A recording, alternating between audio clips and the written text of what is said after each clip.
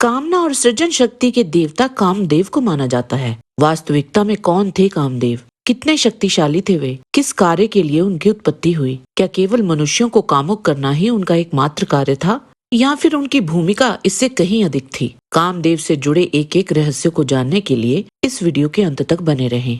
ओम Ganpati channel में आपका स्वागत है। अगर आपको ये वीडियो पसंद आए तो इसे लाइक और हमारे चैनल को सब्सक्राइब अवश्य करें। महाभारत आदि पर्व अध्याय 66 के अनुसार ब्रह्मा जी के दाहिने स्तन को विदीर्ण करके मनुष्य रूप में भगवान धर्म प्रकट हुए थे, जो संपूर्ण लोकों को सुख देने वाले हैं। उनके 3 श्रेष्ठ पुत्र हैं जो संपूर्ण प्राणियों के मन को हर लेते हैं। उनके नाम है शम, काम और हर्ष।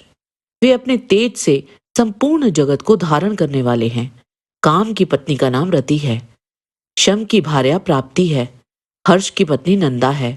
इन्हीं में संपूर्ण लोक प्रतिष्ठित हैं।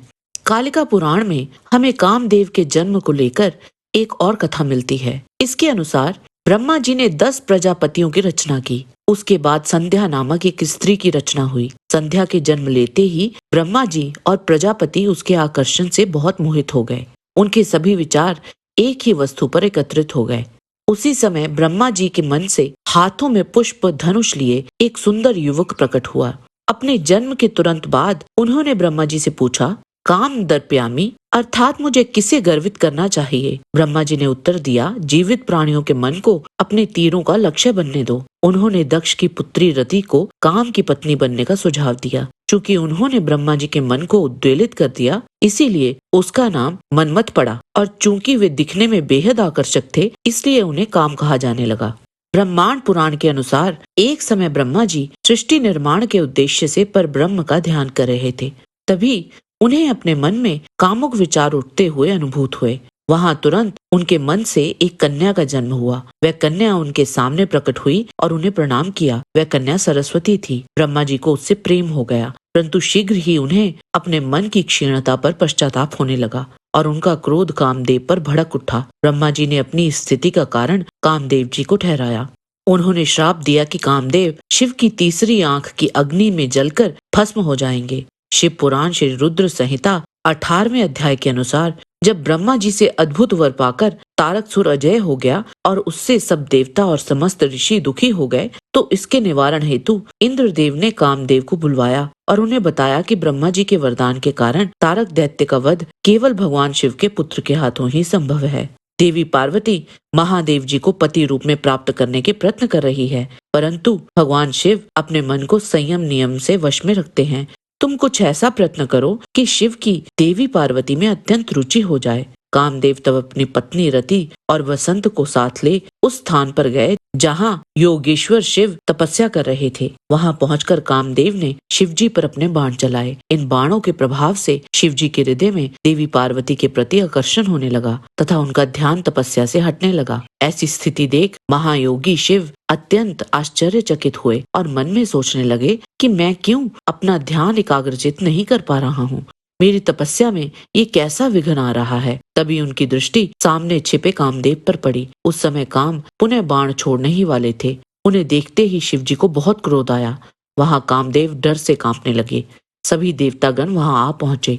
तभी भगवान शिव के मस्तक के बीचों बीच स्थित तीसरा नेत्र खुला और उसमें से आग निकली। इससे पूर्व की कोई देवता भगवान शिव से क्षमा याचना कर पाता, उस आग ने वहां खड़े कामदेव को जलाकर भस्म कर दिया और वे वही मृत्यु को प्राप्त हो गए। पति की मृत्यु के दुख से रति विलाप करने लगी। उनके विलाप को देख सभी देवता दुखी हो गए और महादेव से कामदेव को पुनः जीवित करने की प्रार्थना करने लगे। तब वहां शिवजी ने देवताओं से कहा कि मेरे क्रोध से जो कुछ हो गया है वह अन्यथा नहीं हो सकता।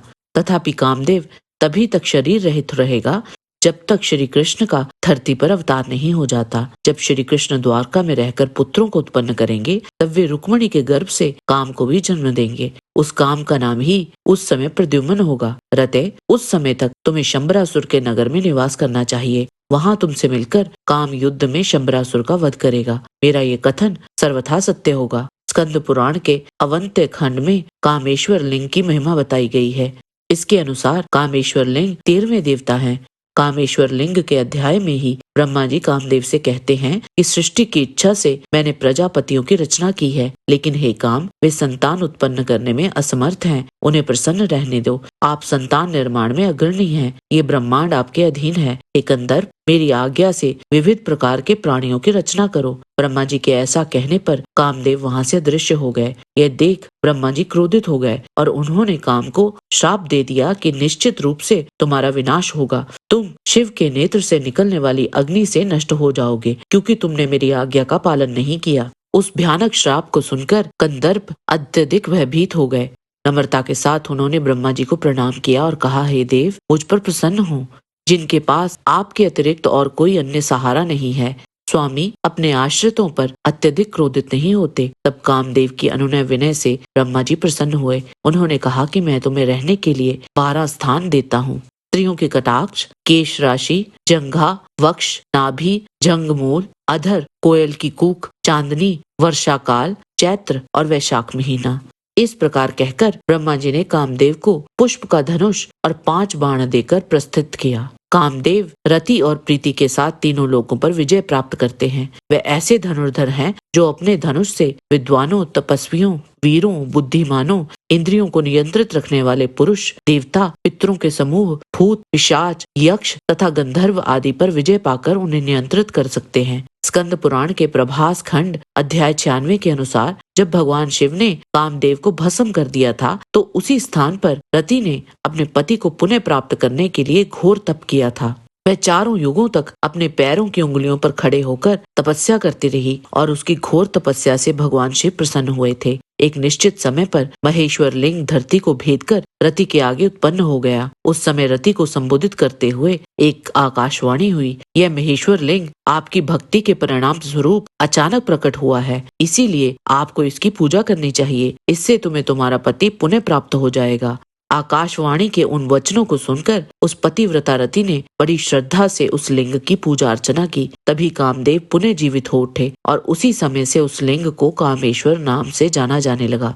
कामदेव को सुनहरे पंखों से युक्त एक सुंदर नवयुवक की तरह प्रदर्शित किया गया है। कामदेव का धनुष मिठास से भरे गन्ने का बना हुआ है, जिसकी प्रत्यंचा मधुमक्खियों के शहद से बनी है और उनके बाण फूलों से निर्मित है। ये तोते के रथ पर मकर के चिन्ह से अंकित लाल ध्वजा लगाकर विचरण करते हैं। उनके बाणों के 5 पुष्प हैं, अरविंद, अशोक, कूट, नवमालिका, नीलोत्पला। इसके अलावा उनके पास 5 और बाण हैं, जो इस प्रकार हैं: मारण, स्तंभन, जृंभन, शोषण और उन्मादन। कामदेव के धनुष 3 कोण होते हैं। यह कोण ब्रह्मा, विष्णु, महेश को दर्शाता है। यह धनुष बताता है कि काम के अतिरिक्त कर्म और मोक्ष भी आवश्यक होता है। कामदेव के बारे में जितनी भी जानकारी हमने आपको दी है, वो विभिन्न पुराणों और महाकाव्यों में से ली गई है और कल्प भेद के कारण उनमें थोड़ा सा अंतर अवश्य आएगा। आशा करते हैं कि आपको ये जानकारी अच्छी लगी होगी। जय श्री कृष्ण। आज के वीडियो में बस इतना ही। आशा करते हैं कि आपको हमारा ये वीडियो पसंद आया होगा। कृपया इसे लाइक और शेयर अवश्य करें।